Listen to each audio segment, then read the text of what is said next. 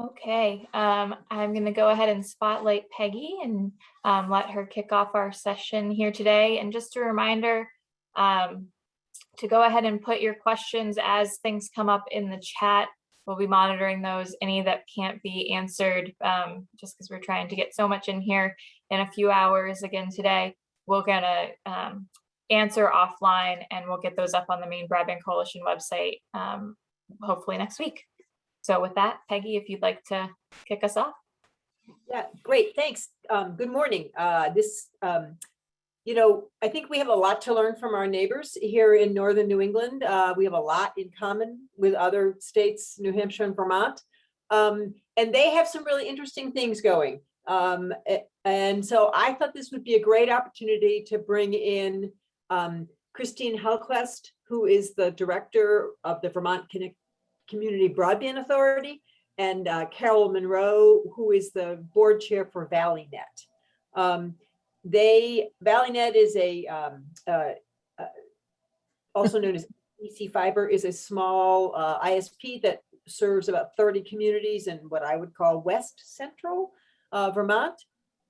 And the Vermont Community Broadband Authority is the new authority that the Vermont Legislature and governor just created to expand broadband in Vermont. So Christine, she's the director of this new authority. Previously, she had worked at the Vermont Electrical Cooperative, including 13 years as its CEO. She left that job to run for governor. Always, for those of us in politics, it's like a big deal. Wow. And one of the key pieces of her campaign was, in fact, bringing broadband to everybody in Vermont. She unfortunately did not win the governor's race, but the governor, Phil Scott, asked her to come on board to head up this new authority based on her experience and her understanding. So, in reality, a little piece of her campaign process is going to happen. She can give us a little bit about what the Communications Authority, I always get this name wrong, Vermont Union, she'll get it right, about what they're doing and how they're doing it in Vermont. And Carol Monroe, who is the ValleyNet chair, she's got about 30 years of technology experience. She's currently the chair of ValleyNet, where she works on making sure that their finances are in order, that they have a strategic vision for what they're doing, and that they are working with municipalities and community union districts all across Vermont. Sorry. She also has served as the executive officer of ValleyNet, and also in her past, she worked with the city of Keene, New Hampshire to create a gigabit vision, and has worked as the director of New Hampshire Fast Roads, where she led building of a regional fiber optic network in southwestern New Hampshire to deliver gigabit broadband to community and other anchor institutions. So we have two people who've got a vast experience in how, from the business end of how it works and from the community end of how it's working, who are now working in our sister states to expand broadband. And so I'd like to actually have Christine, if you could give just a quick overview of what Vermont is doing. I just got to say, I'm a little jealous because Vermont picked the path, right? And that is a really, it's a very impressive thing that the state has said, this is how we're going to do it, and begin to implement it. So if you could give us a little piece about what the communication union districts are, CUDs are, that would be great. Yeah, sure. And I'll actually, I'm going to quickly run through a short slideshow that does this for you. It helps me out. Let me see. Let me pull it up here. Pull it up quick. Can you see the slideshow here, or what do you see? We see the slide. Yes, there you go. Okay, perfect. All right. So, and I should tell you that our communication union district model is based on really the work that Carol Monroe and EC Fiber did. So she can really talk about it from a boots on the ground perspective.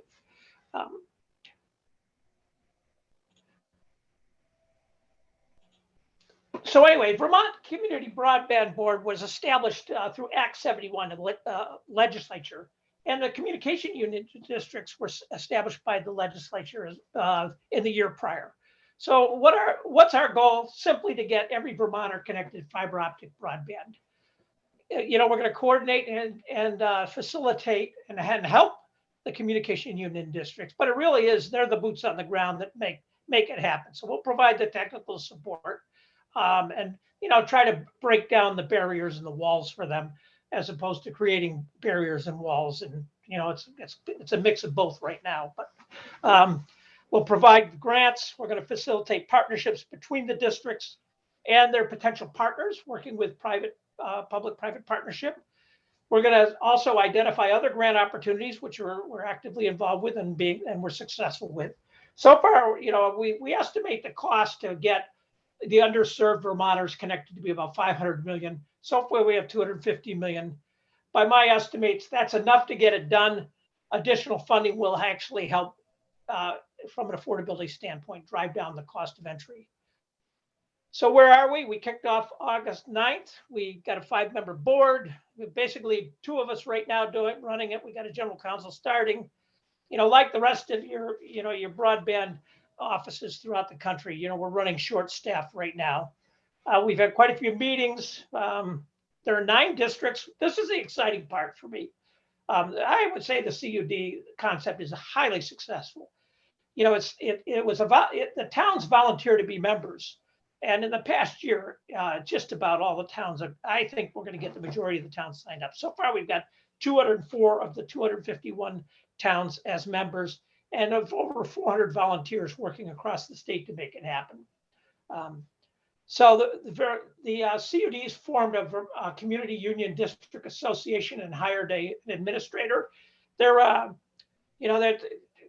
corralling and getting the 9 CUDs to agree on standards and those kind of things is a challenge, as any public process. But the nice thing is we now have this person in place, a district association in place, to be a focal point for all the CUDs.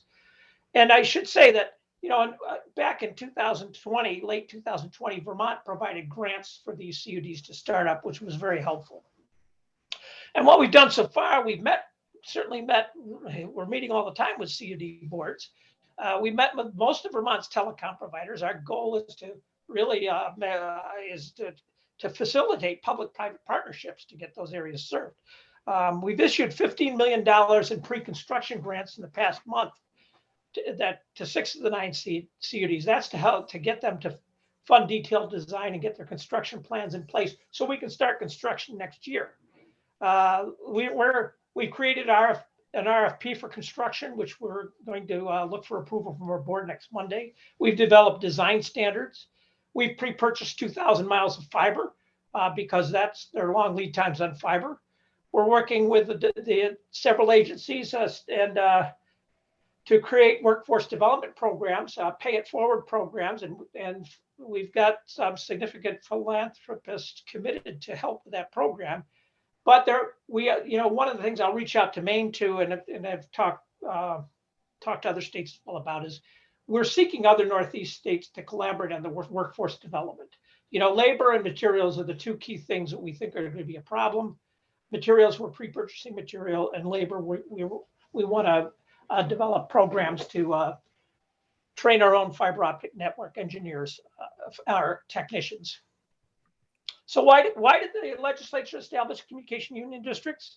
Well, first of all, the municipal status means low cost financing. There's no need to pay the profits of the dividends. It really is an awesome way to build engagement. I'm so impressed how engaged Vermonters are, and I think a lot of it credit goes to the CUDs. And the publicly owned networks provide long-term accountability. If you've got a provider who's not performing, and the CUDs own the network, they can bring another provider in or throw that provider off. Our rural areas don't have the density to support true open access, but certainly we want to make sure we don't repeat some of our sins of the past, which is being held hostage to certain telecom providers. The private providers, of course, have been historically cherry picking the business case. And they're not interested in areas that are less than 20 homes per mile, basically because they aren't profitable. Some of the cable providers are loath to switch to fiber.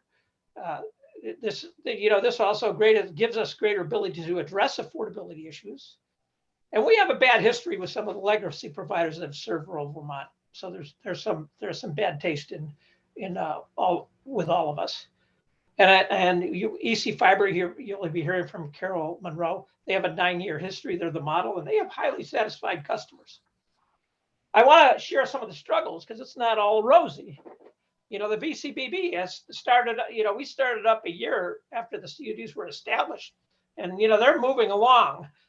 We had to jump on the moving train. There's no. I've worked with a lot of boards, and you really want to do policy development and training, but we had no time.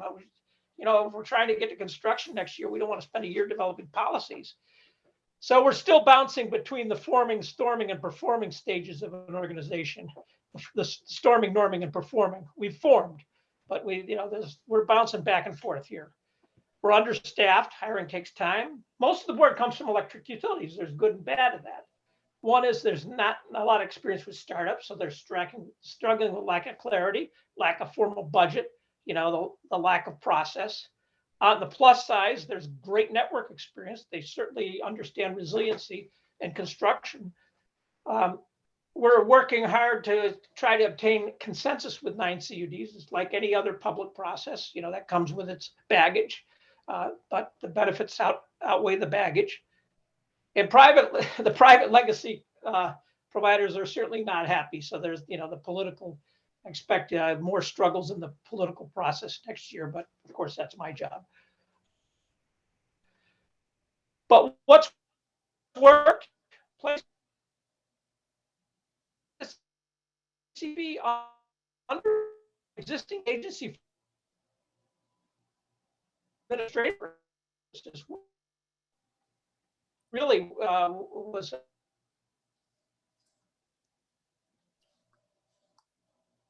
Seems like we have a little bit of a lot of time. There was also fear in an existing agency that would be bogged down by bureaucracy, but I could say that has not happened. This has been really, I'm very pleased how things are working within the bureaucracy of the state system. The board's highly experienced. It's appointed by the governor, legislature, and the CUDs. Our broadband technical specialist, Rob Fish, who anybody's worked with him, he's awesome. So I'm so happy to be working with him. We have excellent legislation. They're very well thought out. And we have strong leadership from our governor. Broadband's a top priority, and there's clear alignment across agencies. I'm very, very happy with the support we've had. And I think communications have been, we've very much focused on communications. And I'm sure many of them on the call have a lot of experience and understand this is basic, but I can't help remind over and over again, communicate. We have weekly CUD association meetings with us present. We have weekly updates to the governor. Every Thursday, diligently, I provide an update to the governor, CUDs, and boards with the week's activities. A lot of public interest. We're getting a lot of extensive media coverage, and we have biweekly and more board meetings. I guess, I don't know, I'll leave this up to you, Peggy, on how you want to handle this. Do you want to take questions now, or shall we have Carol present? Why don't we have Carol do a quick overview of ValleyNet and how they started and how this all sort of begins to mesh in it. You can actually, we'll get to a little bit of New Hampshire too. Okay, excellent. Great. So ValleyNet is an organization that started in the late 90s as a dial-up provider in the Upper Valley of Vermont and New Hampshire, partially served with Dartmouth. And it offered dial-up services until around 2005. And then seeing that dial-up was going away and DSL was coming in, it sold those dial-up services to SovereignNet. I don't know if you remember that company. Now it's owned by First Light, like a lot of other companies in New Hampshire and Vermont. And it moved on trying to establish a fiber network within East Central Vermont. At first, all these towns, 24 of them, were joined together with intra-local contracts. You probably know about those for when you share resources like police departments or fire departments. And so and in 2008, it had the financing lined up and ready to go to build this district.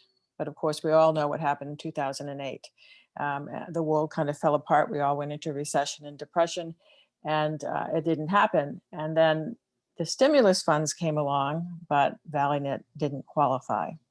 So the towns that have joined together were called EC Fiber at that time. And ValleyNet is their design, build, and operate partner. But it was a real close partnership and has remained close for many years. It found, we call it bootstrap funding. So some local individuals funded the first 20-mile pilot project in Barnard, Vermont in 2010 and brought on the first customers. People were very excited. They wanted to know when they were next. And so for the first several years until 2016, it raised funds with promissory notes for individuals in the district at $2,500 increments. It raised $7.5 million in that way and was able to build out about, within towns. They built where people were, where people invested. And so it sort of looked like a little bit of like a spaghetti, across each town. No town was completely built. And it needed something different. And so it lobbied the state in 2014 and 15 to be able to create communication districts that were a lot like water and sewer districts.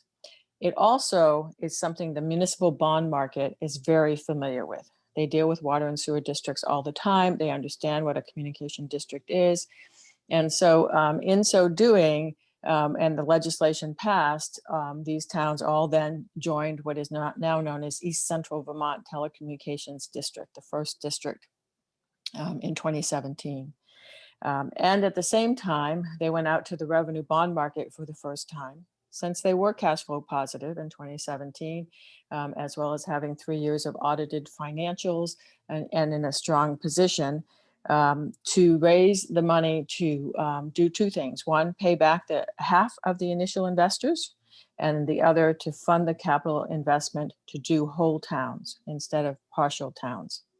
And they started a build of 6 towns. Those 6 towns were chosen by signups. So, if you could convince the people in your town to sign up and you were able to get to a certain percentage, then you made it to the top of the list. And those are the 6 towns that we built completely first with revenue bond funding. The second year of revenue bond funding paid off the rest of those investors. Those investors, by the way, weren't very happy. They were happy to be paid off, but they were making 5% and 6%, 6.5% interest on those notes. And, at this time, where can you find that, right? So they really wanted to stay invested. And many did stay invested, but they bought revenue bonds through the revenue bond market, the open market. So it really has been a wonderful transition. It went into the district through revenue bond financing. It now has over 1,400 miles of network, 7,000 customers on the fiber network. The minimum basic service is 25/25, soon to go up to 50/50. And it goes all the way up to we call it 800 or wicked fast internet on the EC Fiber side. We can offer a gig. All the equipment is capable of doing that. The problem with a gig is that everybody wants to measure their broadband. So, everybody goes to a speedtest.com and they want it to show a gig. And of course it doesn't, because there's a lot of other things that happen between your computer and the internet, including whether or not the sites that you're visiting are capable of delivering that service. And so when they don't see what they're expecting to see, of course, people call. So we offer wicked service. It really is a gigabit service situation, and it works really well for those customers. All the service is symmetrical. And when we provision our service, we provision it over what they're buying, so that when they test it, then it should come up to what exactly, to what they're paying for, 25, 25, 100, 100, 250, 800. You should be able to see that as they test their service. It has been really very successful. The customers are, the unhappy customers are those that are not connected yet. So we can't build fast enough. Those are the ones we get calls from all the time. The other customers you don't hear from. It really is just a network that runs. A fiber network is generally much more consistently reliable than anything else that they've experienced in the past. But it did create it has created a model that's being used in Vermont for these communication union districts. What's very interesting though is, okay, so EC Fiber, East Central Vermont, uses ValleyNet as a design, build, operate partner. But all of these other districts have chosen various solutions, and hardly any of them are the same. So you have districts that have chosen a small telecom provider in the region to be their network operator and ISP services. You have districts that have chosen to work with a company, well, NRTC, National Rural Telecom Association, and you have districts that have chosen to partner with, well, a Maine company. GWI in Maine has partnered with GWI and ValleyNet to build out their district and operate, do the network operations as well as the ISP services in that district. You have districts that have partnered with Consolidated Communications, which is the existing ILEC in Vermont, as it is in Maine in many cases. So the solutions are many, and that's wonderful. You have the small state and you have all of these solutions, but they're all being managed locally by that district. The solutions are being chosen by the district. The towns have a say in what's happening, and they're looking for universal access, and that's what they're going to be. That's what we want to see happen. We want to see every premise in Vermont have access to broadband, just as you do in Maine. And so ValleyNet has done a lot of work, not only for EC Fiber, but we do reach out to these CUDs. We've done it from the very beginning to make sure, to sort of bring people in, give them the information they need to get started. We've been willing to share all our information. We worked with Rural Innovation Strategies out of Vermont as partners to deliver feasibility and business plans to at least 4 or 5 of those CUDs. And that has really worked well.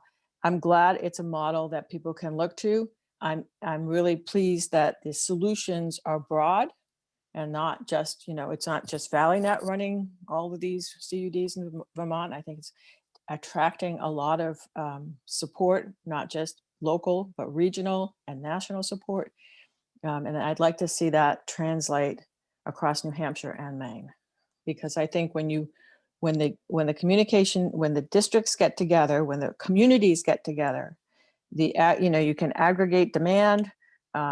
You're looking at a region. Providers are interested in multiple towns, a larger region and more premises. There's a certain amount of efficiencies to be had. Town boundaries kind of go away. I don't know about you, but here in Vermont and in New Hampshire, many times in a town, premises are served by the utilities in the next town. They're not served by premises by utilities in the town. Sorry about that. If you give me 1 second.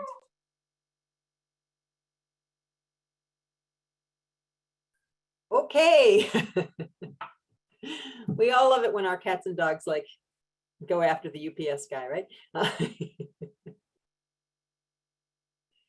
So, Carol, I think that's all right. One of the things that the Vermont model does, which we talked a little bit about yesterday in the financing piece, was this idea of how the communication units, whatever they are, CUDs, cannot use tax money. It's in statute. They can't use property tax money to support this effort. So they have to do it through a revenue bond. And as you pointed out, the revenue markets, while they're familiar with this structure, do need a track record to be able to figure out if you're going to finance it. And so I think, to me, one of the interesting pieces about is how you and the new unions are working to develop that 3-year track record, how they're like staging their operations as they begin to build out so they can get a track record, as well as sort of the take rate demand, so they can go to the revenue mark. That, to me, it's a piece that we haven't really looked at in Maine, but I think it's a critical piece of how these projects actually going to work. I mean, it's just a wonderful, these funds coming from the federal government, the ARPA funds, the CARES funds before that, the new infrastructure funds are really going to be the base of these CUDs. They're going to allow the CUDs to build to the unserved and underserved areas, to connect customers, to get to that place where they can then enter the revenue bond market. And as they choose partners who are strong partners, like existing ILECs or existing ISPs, as they choose a partner, that helps their credibility on that when you start to move into that revenue bond market. And so they'll have their financials intact, their 3 years history, some audited financials, and certainly they have a backlog of customers, no doubt about it. So it is something the revenue bond market is very interested in. All of our bonds sell out within 24 to 48 hours. And it's, they sell to insurance companies and banks and investment opportunities and so on. So it's just a matter of getting there, and these federal funds will help to do that. If there's a need, and this is one of the problems I think that we need to address with some of these funding opportunities, is in order to get to the unserved areas, you need to go through the served areas. The center of towns are often cabled, but that, the cable company doesn't want to move anywhere where there's not 20 houses per mile. And so they go through a center of town, which is the donut hole, but the donut, the unserved areas are around it. Well, you have to build through the areas that are served in order to get to those unserved areas. And much of this funding is very cautious about whether or not you can build in the served areas to get to the unserved areas. Yeah, I'll add to overbuilt. We're taking an approach on that we're allowing 20% incidental overbuild. So when you do an overbuild, we do expect that the CUDs will provide drops and take advantage of the higher density of those areas. So our legislature put the term in Act 71 of incidental overbuild. Right now, we're interpreting that as 20%. Are we going to draw that line right at 20%? No. We're going to take flexibility, because of what Carol is saying is very important. I would also add, too, the other thing we're doing at the CUD, to piggyback on what Carol's talking about, is we're in the process of hiring what we call a project developer. But that sole job of that project developer will be to work with the CUDs to ensure they've got solid business plans and performance so that they can effectively go to the bond market.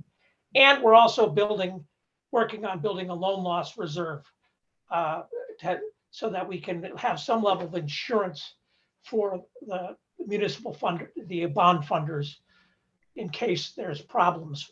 We'll have that reserve in place. So at this point, we're targeting about $5 million for a loan loss reserve. So what do you Vermont so you've got a lot of these CUDs are startups, essentially, right? They're sort of new. They've just sort of gotten their glued together. What is the state doing in terms of providing for, let's call it, consistent service to make sure they have the feasibility in place? How are you working through to make sure that these communities can go through this process? What support is the authority providing, and how does that work in different areas in terms of making sure that they have all the pieces in place so they can actually be ready? Well, so first of all, we're just finishing up what we call pre-construction grants. We've issued pre-construction grants, and with the funding, we've tied requirements to it. Those requirements are, first of all, that you do a high-level design, that you do a business plan, and the business plan, has a whole bunch of assumptions that need to be built into it. And that business plan needs to be confirmed by a third party. First of all, it's being developed with an outside third party, but we typically use Rural Innovation Services to confirm those business plans. So we're allowing everything in the pre-construction funds, all the way to detailed design and make-ready applications, not make-ready construction. So, the idea of this make-ready funding, in which we've issued about $15 million in grants so far to 6 of the 9 CUDs, and we expect the others to be coming in soon. The idea is that what we expect within the next 3 or 4 months is a detailed design and a detailed construction plan. And we're willing to share these RFPs as well. We've just, Rob and I just completed the proposed construction RFP. We'll be accepting construction grant applications starting January 15th. But we went through and created a very detailed construction RFP, which I'm even happy to share it in draft form if you like, Peggy. I was thinking of getting to your Zoom link or your Google shared, drop it in your Google shared files. So are there pitfalls that ValleyNet has hit, or that you are anticipating that you can help people prepare for? Are there things they should really watch out for in terms of when they pick a partner? How do they protect themselves? One of the questions, Carol and I were on the Connect This with Chris Mitchell a couple of weeks ago, which I want everybody to watch for 2 reasons. One was Carol was brilliant, a lot of great information. The second is I want to make sure we get more views than any other Connect This has ever had. But one of the things that Travis asked about was, if you're using an incumbent provider and they're overlashing their existing network, but the municipality owns the infrastructure, how does all that work? And so are there other pitfalls that people should be thinking about as they begin to think about who their partner is and what structure it is? And, because I'm sure the CUDs are like many people in Maine, not that familiar with the deep communications, the telecommunications companies and how they think and how they work. So are there things that we should be aware of, or that you guys up on that we should miss? I think that the communication districts, most of the communication districts are building greenfield fiber. They're building fiber from the start. They're renting space on the poles, or they're partnering with the pole owner to get space on the poles, and you're building a whole new fiber network. In some cases, they're leasing fiber from the state or leasing fiber from another company in an IRU, indefeasible right to use situation. But for the most part, they're building new.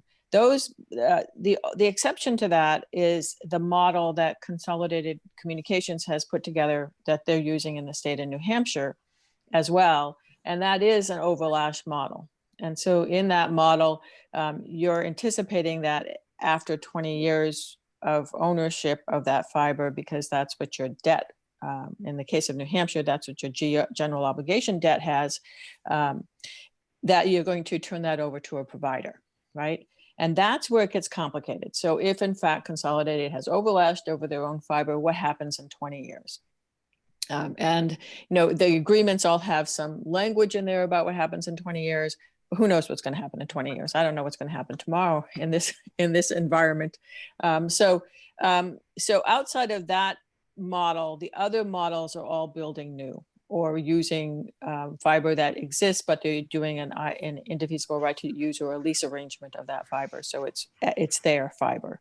And I think that's an important piece to remember as they go forward. The other is that they need to partner with somebody who has credibility and experience. So we don't expect the municipalities or the CUDs to be operating their own networks. I mean, that is not a strength they have. This is volunteer organizations, the CUDs. And so the public-private partnership piece, it's important they pick a partner who's experienced, who has a good reputation for customer service, and who's experienced on the network operations piece to make sure that network stays up and running, and moving that forward. So it's really about that partnership that makes the organization strong. the CUDs are looking out to make sure it's universal access, you know, or telecoms and then by themselves are not going to build out that last mile to that last house up the mountain in Vermont. That's where it is. But you know, if there's service, utility service all the way up that last mile to that last house up the mountain, it's universal access. Each one of these CUDs, that's really their goal, is universal access. They don't say they're going to build to people off grid, and there are a lot of people off grid, but they do look at, EC Fiber looks at, if a customer says we want your service for off grid, we'll work with them to try and do that. You just can't guarantee it because there's a lot of easements, property easements, you know, how do you get there, and other types of issues surrounding that. So, but we do, I mean, EC Fiber does provide service to yurts out there. So it's, you know, it's altogether possible and it will happen. But to consider universal service, we consider universal service people who are on the grid. And I think that's really the key, because the existing cable companies, the existing ILECs, it doesn't fit their business model to be building in these very rural areas. And, you know, they have shareholders to report to. The CUDs do not. They report to you and me, to the public.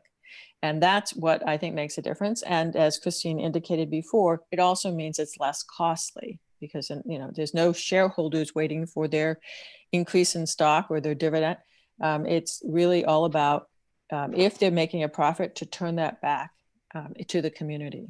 So EC Fiber is now getting, it's been in service for 10 years now, and it is getting to that point where we're overbuilding the cable areas in some areas, which we wouldn't have done in the beginning. And we're looking at how do we use any excess funding to strengthen the network, make it much more reliable and consistent, and make it a carrier grade network. There are some holes to that. You know, not every town has redundant service, right?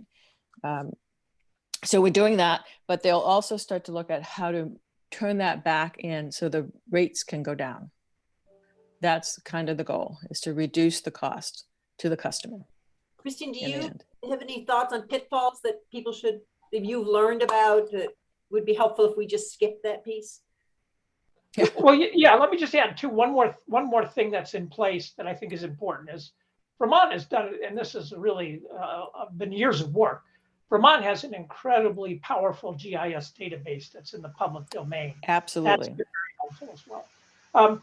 Well, pitfalls, I think the pitfalls, you know, when we started up, and I think you're going to encounter this with any community, you know, those of you who work with communities, you understand this. You know, the pitfalls in the beginning is, in the beginning, there was these, you know, great visions, and, you know, we're gonna provide universal access out to, you know, the 2 customers per mile. We're gonna have multiple providers and choice. And when we started working with that, it's like, you know, you had to get through that, get to the realism. We had some towns that weren't signing up because they felt they would lose their place in line if they signed up with a CUD.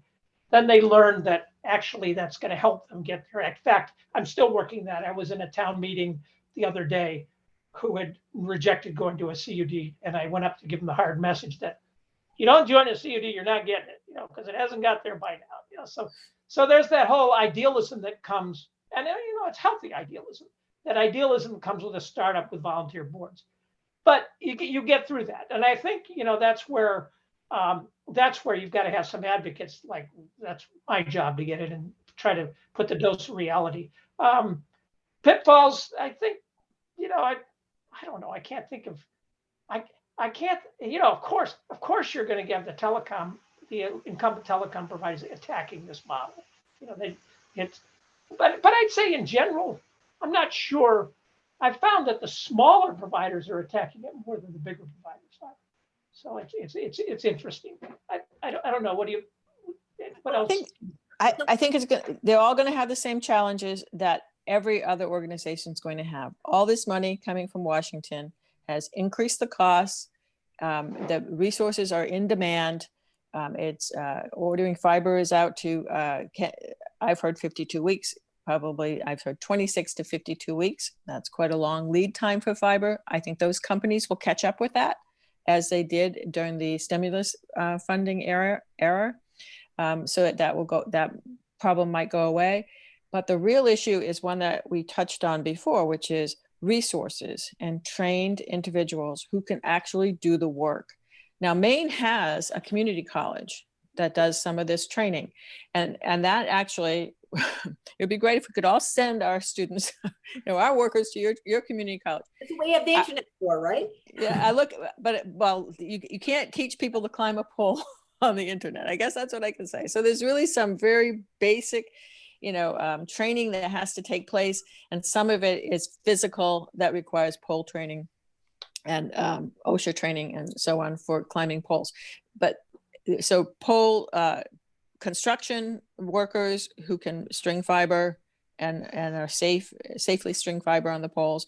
Splicing, which is where you splice the fiber ends together, a very meticulous job. So it takes a different person than the person who wants to just run the fiber out. And they're hard to find right now, good splicers.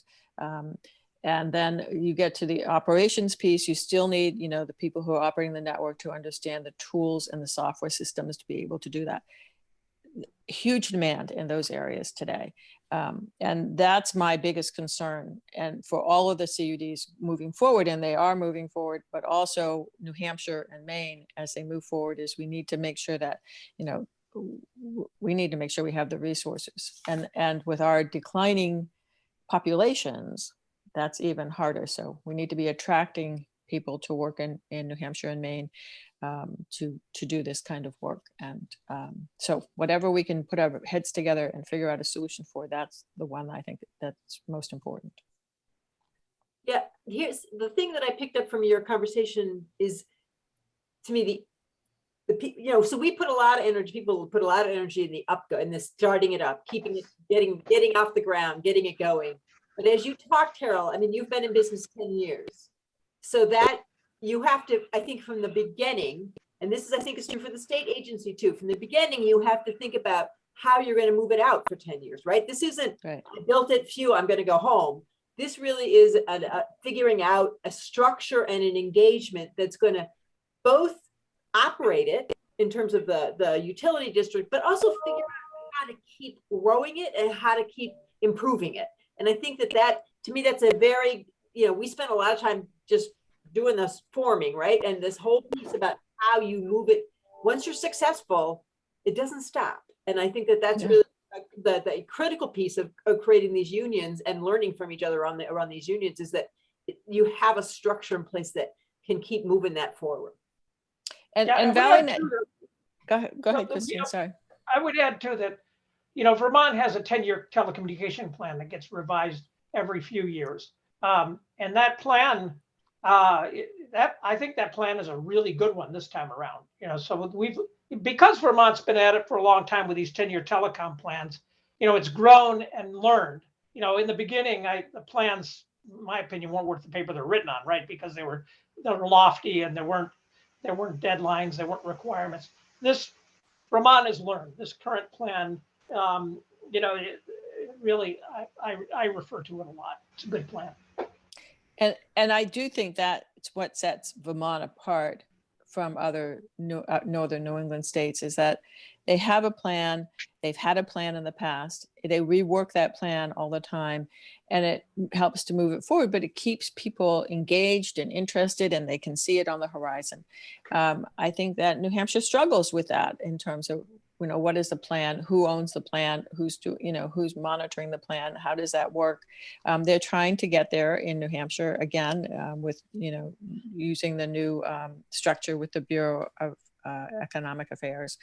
And so, there needs to be energy behind it at the state level. And so when the legislative branches meet in Vermont about broadband, there is much more knowledge about this today than there was 5 years ago or 10 years ago. People come and speak about it from all areas of the broadband world, and I think it really has kept them engaged, but also knowledgeable. I listen to them ask questions of me now, and they're much more thoughtful, intelligent, on target questions coming from the legislators that are, you can tell they've come a long way and they really understand this process in a much bigger way than they did before. That needs to translate into the New Hampshire legislators as well. And it's hard because this is not easy work. And I threw out all sorts of names and words all the time that other people say, well, what does that mean? Because I'm so used to it and it's common for me. I know what it means. So to make it, to really engage the state is important, I think, in getting this done too. I will say the federal government, with all of the 3-4 new programs they have, they keep changing the names on. And I was on a call yesterday about the EBB and everybody said, oh, it's not called EBB anymore. And I'm like, I can't fit one more. Right. I'm gonna need a chart to say that, to remember That's what right. all these things stand for, right? So we have so if anybody has any questions, you can pop them into the chat. One question that came up, Tony, who's with the community television people, wanted to know about the role of the state in terms of regulatory structure around these pieces. Well, I'm going to tell you, that's what I think is the really part of the intelligent design of this VCBB. We had what's called the Vermont Public Service Department that was responsible for telecom in the past. Problem with that is the DPS is a regulatory aid body. So when you're looking at the world through regulatory eyes, it looks a lot different than you're looking from development eyes. So that's why the legislature created the VCBB and took that telecom responsibility out of the department and put it in our. Now, interestingly enough, I still work within the department, but but the legislation has been so clear that that's for administrative purposes. And I've got to give some real pluses to June Tierney, who's the head of the department, who understands the value of getting connectivity in terms of the future of the electric grid. So she sees the importance of it and can separate that in her. You still got this one person sitting there who's got regulatory and this other piece under her, but she's doing a very good job. And I again, I'll just say it. I give us an A+ how it's working within that framework. Carol, do you want to give a quick thing about what you see happening in New Hampshire? This is we've heard a lot about this. We've had a couple CCIs come forward with a couple places, and Axiom is sort of looking at this same model about a revenue is a municipal network with a revenue bond. And it seems to be people in New Hampshire are using that to expand service because they don't have, we have the ability to create these utility districts. We don't have as much language around it, but we do have a similar ability in Maine. But New Hampshire has taken a little bit of a different approach. Well, it actually started before. New Hampshire now has the ability to do communication districts, but all of this started probably 2 years before that. And it really happened when Consolidated Communications bought Fairpoint, and they could look and see what happened in the EC Fiber district in Vermont, which meant they lost customers every day. And so they had an individual who they brought to New England, and he thinks out of the box. That's about all I could say. I mean, when you would meet with Fairpoint before, you heard the same language over and over again. DSL is fine, we'll help, you don't need anything more than that. I think we've all heard that before. But this person came in and he said, we have to do better. And then at the same time, New Hampshire passed legislation that allowed the towns to use general obligation bonds for the purpose of serving the unserved areas. And Consolidated saw this as an opportunity, did not prevent it at the state level. So 4 years or 3 years before that, Fairpoint would have nixed it, lobbied against it so heavily it would never have passed. But it did pass. And so what they could see is that they could partner with towns who could provide the funding for the unserved areas, and Consolidated would provide the funding to overbuild their own network in the served areas. And in the process, Consolidated would do all the, design operations. They're really running the network completely. And they would, and the whole town would get fiber, universal access to every premise in town.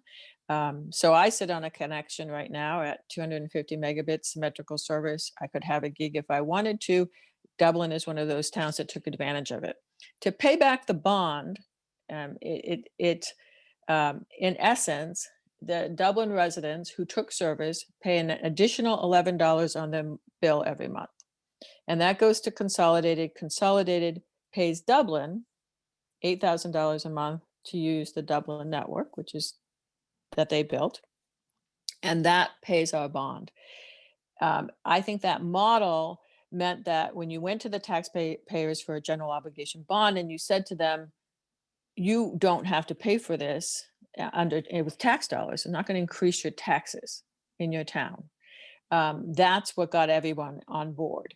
And so the Chesterfield model actually had Consolidated guaranteeing their bond.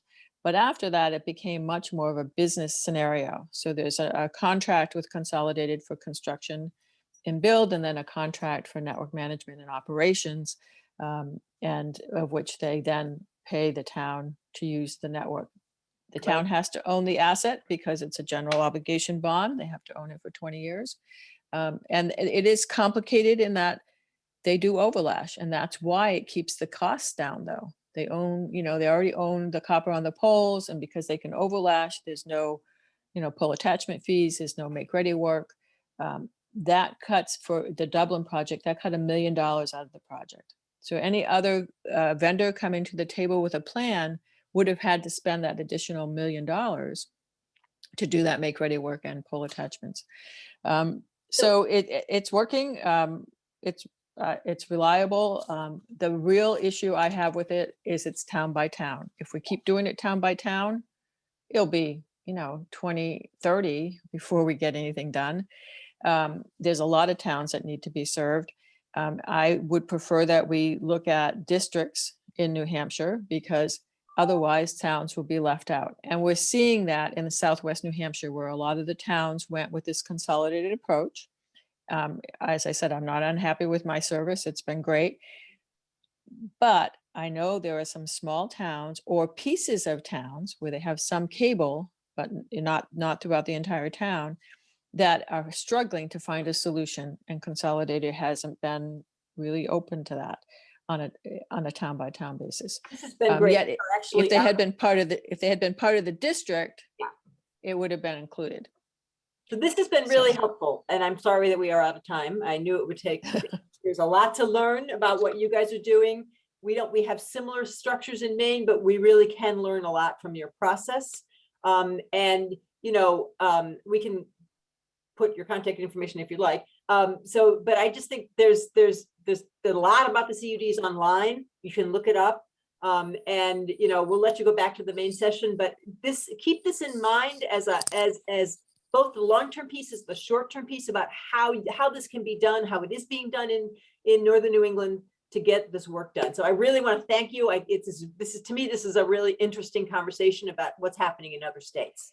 So I know there are questions in the chat. How would you like us to do that and respond to them? And I think what we'll do is we'll compile them and we'll get them to you, and then you can email back the thing. Wonderful. And then we'll to everybody. That'll be great. Okay, thank you all. Yeah, thank you. It's been great. Bye. Have a happy holiday. Happy Thanksgiving.